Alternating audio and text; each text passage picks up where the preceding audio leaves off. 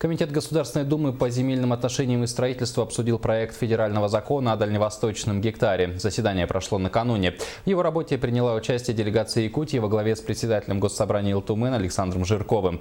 Правительству и парламенту удалось отстоять поправки республики в проект закона. В частности, они устанавливают ограничения в использовании земельных участков, расположенных в зонах с особыми условиями. Это места затопления и подтопления, участки падения отделяющихся частей ракеты, территории охотничьих угодий. К слову, последние в Якутии занимают 133 миллиона гектаров.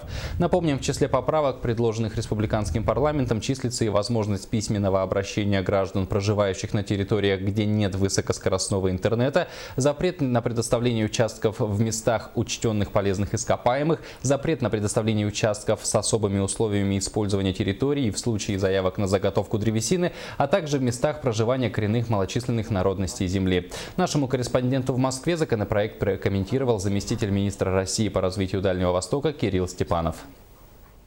Наша совместная работа и с правительством Республики Саха-Якутия, и с Государственным собранием Илтуменом Республики Саха-Якутия началась практически сразу после принятия законопроекта в первом чтении 18 декабря прошлого года. Мы очень активно работали. И Галина Иннокентьевна Данщикова, Александр Николаевич Жирков были включены в эту работу. Поэтому все те вопросы, которые представители Якутии выносили на рассмотрение Комитета Государственной Думы вчера, они были понятны. Основания для их вынесения и представления этих предложений тоже были абсолютно понятны нам. В основном, я хочу сказать, предложения, которые были сформулированы в виде поправок от Якутии, были рассмотрены и в целом учтены при подготовке законопроекта ко второму чтению.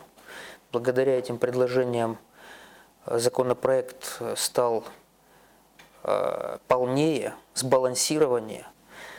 И, как отмечаем не только мы, но и многие эксперты, в том числе и профессионалы и юристы, он практически стал готов к применению, к реализации на территории Дальневосточного федерального округа.